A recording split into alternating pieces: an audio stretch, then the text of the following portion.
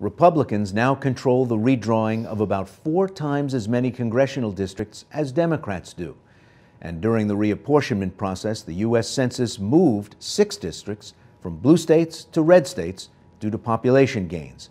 Now the question is, will Republicans use this advantage to expand their House majority? Well, earlier in the program, Mark, you mentioned that they may not have such a free hand in places like Texas, where a lot of that population increase has come from Latino residents of the state. But there's also Nevada, Utah, a lot of Southwest is picking up those states that are being lost in the Great Lakes and the Northeast. Yes. Arizona as well, I would add to that list. But as you pointed out, you have Nevada. I would also add Florida to that. And many of these states, particularly Nevada and Florida, had also been very important in the last couple of presidential elections, helping to decide those presidential elections.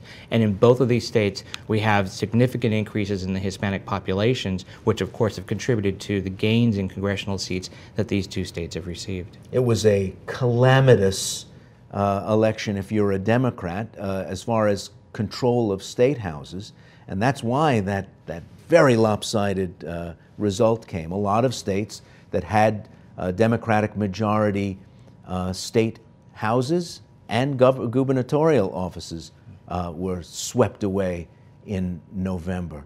Are the rules that govern this, Gerry, hardening the best practices, firm in such a way that it might not make all that much difference? Or does the fact that Republicans control redistricting decisions in so many places now really make it an uphill climb for Democrats looking to create more safe seats for themselves?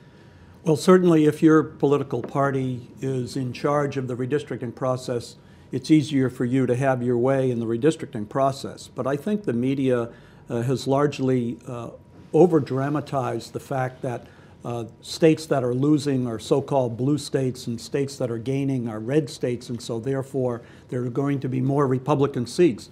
As I think everybody on this panel has agreed, largely states that are gaining because of the growth of Latino population. And the Voting Rights Act requires that their voting strength not be diluted when the new districts come out. So simply because a state that is perceived as a red state is gaining congressional districts doesn't mean that it's going to follow logically that they will pick up necessarily Republican seats. There is the requirement of the Voting Rights Act that minority voters not have their voting strength be diluted and that they be treated fairly in the redistricting process. So it's a dicey game for Republicans, even in places where they control. Arizona is worth a second look because it had a Democratic governor who's now the Secretary of Homeland Security. It, in the last remap, created some toss-up districts and some Democratic-leaning districts that went to Republicans in this last election, and now Republicans control the process, even with increased Latino population. Gabrielle Gifford's district was one that I think she won by 1,000 votes in this last election. Very few votes. And all of a sudden, Arizona's looking perilous for Democrats when it was once looking promising for them. What happens in a place like that? Well, if I could just add one thing on that point. You know, Arizona is a state that has a commission that draws districts, which is really only a handful of states. I often, when I talk about redistricting, I say to people, imagine a country where politicians can get together with their buddies in the back room and decide who their voters are going to be so that they can ensure their reelection without regard to really much else. And that country's the United States, where politicians get to choose their voters instead of in a democracy, voters getting to choose their elected representatives. And when commissions draw districts, sometimes they have requirements that they draw districts that are politically competitive.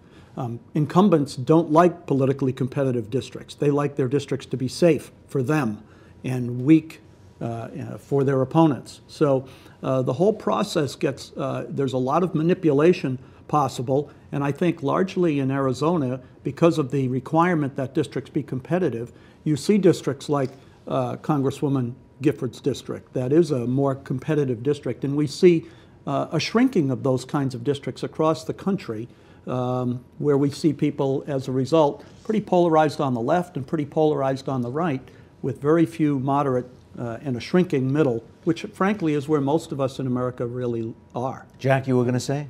I think it's interesting to focus on the fact of the increased Latino participation in the electoral process as a result of increased numbers, that also translates into gains of seats for Republicans, not just for Democrats.